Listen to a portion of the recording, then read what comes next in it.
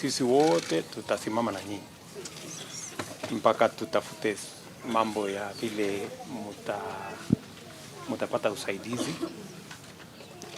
20 months after the Mai Mahiu Dam tragedy that left over 60 people dead, the government is yet to conduct studies on the cause of the incident. Promised compensation and resettlement remain a pipe dream as the victims, some of whom knew no other home, continue to suffer in the hope that the president will keep his word. Wale watu wamepotea, tungefanya ile inawezekana, lakini unajua ikizidi kishapita mahali ingine, kama mtu ashafariki sasa hakuna chenye tunaweza kufanya. Lakini wale wako kwa hospitali, tumeongea na gavana, tutashughulika na matibabu yao, kujaribu kuokoa maisha yao. Halafu tutakubaliana pia na nyinyi. This came as a local youth was rushed to a nearby health center in serious condition after he fainted while attempting a 72-hour hug tree challenge to compel the state to compensate the victims.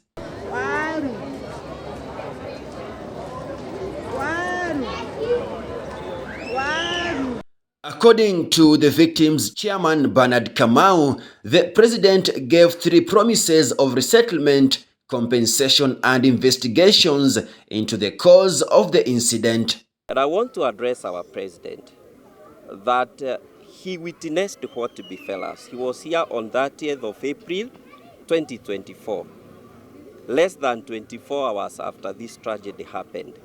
And upon witnessing what happened, he made 3 promises: that he will give resettlement to all the people who were affected by the flood. And the second, he said that he will restore all the properties that the victims lost in the flood will be restored to them by the government.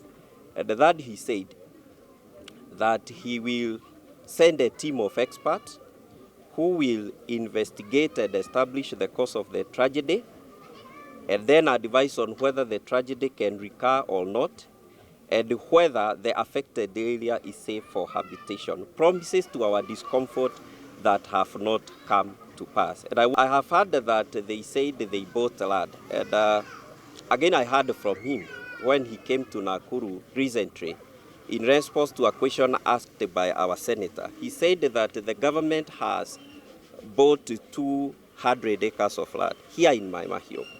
And again, the same was echoed by the member of Parliament and the senator. Last Saturday they came here. They said the same. But why do they speak from the church? Why does the president have to speak from Nakuru?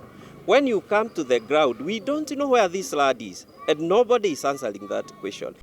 Kamau, who lost 2 sons during the tragedy, noted that none of the 3 promises had been fulfilled as the government continued to watch the families suffer physically and mentally. Kama jinsi walivyotuahidi na kwamba they compensate them wenye walikuwa waliathirika pakubwa kwa mashamba. Jua mashamba mengi ilihamishwa kwenye ilikuwa. Mashamba mengi iliachwa imejazwa mawe. Kwenye saizi hata hawezi tumika kama ukulima kama hapa mbeleni. Hao watu walipromisiwa ya kwamba watanunuliwa shamba mahali na wapelekwa hapa ili mtu aweze kujidumu kimaisha.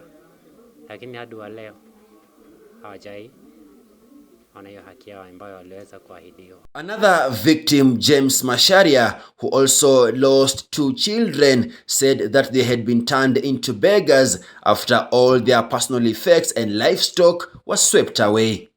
I was directly affected because I lost my land.